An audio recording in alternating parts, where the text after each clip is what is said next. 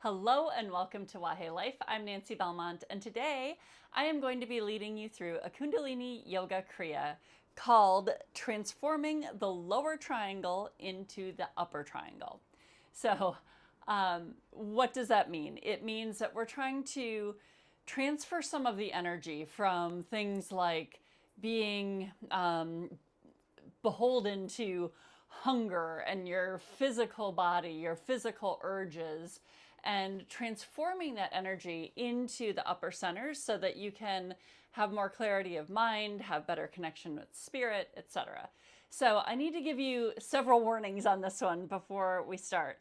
So I've been practicing Kundalini for a number of years. I've been teaching Kundalini for, I don't know, 4 or 5 years. And I have been afraid to attempt this Kriya because there are things on it that just are frankly pretty hard. And so as you can see, I've got lots of props around me. You might also notice that I'm in a different location if you follow my videos. So I'm visiting my brother's house right now. So this is my brother's house. But you see I have a lot of props, and that's because my body isn't quite nimble enough or conditioned enough or something for this Kriya to do it without props. And so I really want to encourage you to have props for this Kriya. But first, let me say, if you are pregnant, do not do this Kriya. If you have any trouble with your neck, don't do the Kriya. If you have high blood pressure, you don't want to do the Kriya. So there are just a number of things, and I'll tell you why. So we're doing a sequence where we're going from shoulder stand to plow, back to shoulder stand. And then, so that's not good for high blood pressure or for pregnancy. And then we're doing a lot where we're like rolling on our bellies to try to activate that energy there in the core.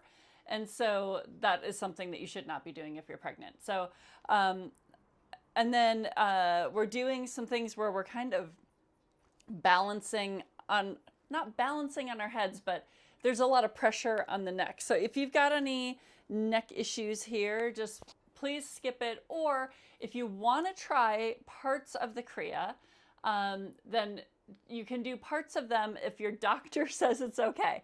All right, so this one, I normally don't do a ton of disclaimers, but this one is not for you. If you have any of those issues, or if you think that your body just won't take to the movements that I'm showing you, then just either skip that movement or use a lot of props, or you can close your eyes and you can do the movement in your mind. So disclaimers, but I wanted to share this Kriya with you because I'm doing a 40-day Kriya. So that's where you do the same thing every day for 40 days. For me, this is day 12. The first day I did this Kriya, I was in so much pain. I felt like it was excruciating. Now I still need a lot of props, but it's just interesting, you know, how the body starts to kind of acclimatize. It starts to get used to the motions. You start stretching things out. And so if you do this for the first time and you feel like, whoo, I never want to do that again, I would encourage you, you know, as long as your body is able, give it a try. Maybe do it several times and see if you start to open up, see if you start to transform some of that energy, and just see what happens. So just be curious with yourself. Be curious as we're going through this, and do what you can do. Feel good about what you can do, and what you can't do, either modify or just skip. Coolio? All right. Now that I've scared you, I mean, it's fun because we don't typically do a lot of this exact kind of combination of things. So it's a lot, but it's also fun to challenge ourselves, right? It's like really fun to know that we can do hard things. So if you want to try it, yeah. And then let me know in the comments what you think. All right, I've talked too much. Let's get tuned in. Bring your hands to your chest.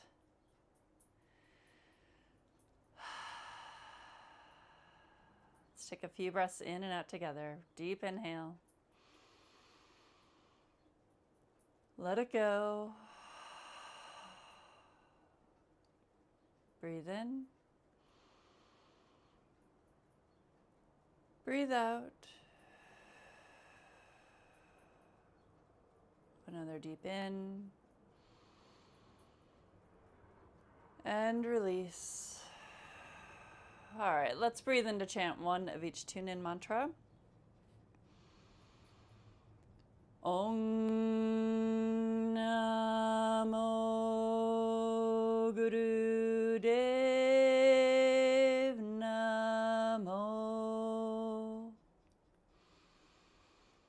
Adgure Name Jugadgure Name Satgure Name Siddhi Gurudeve Name. Inhale. Pull the belly up and in. Stretch that spine tall. Keep suspending the breath. And then release. All right, so let me just explain some of the props that I have. I have this ottoman footrest, and that's because we're going to be doing camel. So you can also, you could use a chair. I could use this thing behind me. You could use blocks, or if you're able to be in full camel while doing breath of fire and some other things, then that's great. We're also doing celibate pose, which is where you put your knees together and your bottom is between your feet. So that one can be challenging. So you might want some cushions, which is why I have this. And then we're going to be laying back in that celibate pose all the way back. Well, I'm not going to show you because we're not quite there yet, but it's going to look like that. So you might want something under your back as well. And then you might want like a smaller kind of a cushion or something for when we're going to have our heads down on the mat. And there's going to be kind of a lot of pressure here on the third eye. So if you're on a hardwood floor like I am, you might want to have a little cushion. So lots of props for this one. If you need more, get more. If you need fewer, that's great too. So either way is all good. We're going to get started right away in a camel pose. So I am going to get over here and start the music. So get your props if you want a block on either side, that's great. The full pose looks like this, where your hands are on your heels, and actually the full pose is where your hands are on your heels when they're down here. I'm not going to do that because it kind of crinks up my back. I'm going to be looking like this. All right. So the important part of camel pose is that you're opening the chest and you're keeping the hips forward. And I think what's really interesting about this Kriya is that we're doing all sorts of poses where we're making ourselves really vulnerable. And so, you know, this could feel emotionally vulnerable for you. It could feel physically vulnerable because we're just like putting ourselves out there, right? So just note what you're feeling inside, in your body, in your mind, in your emotional body, and just, you know, take a note of it. If it ever gets too much, again, just peel it back. All right, let's get started with some music. Okay, so you're going to get into camel, and then you're starting right away with a breath of fire. And we're here for about a minute. If you're able, let the head drop back. If it's too much on your neck, you can have the head up or the chin tucked even.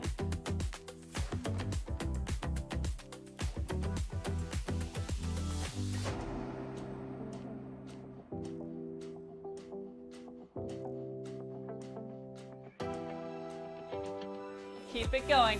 Remember that breath of fire, you're pushing up on the diaphragm, you're pushing the air out of the lungs.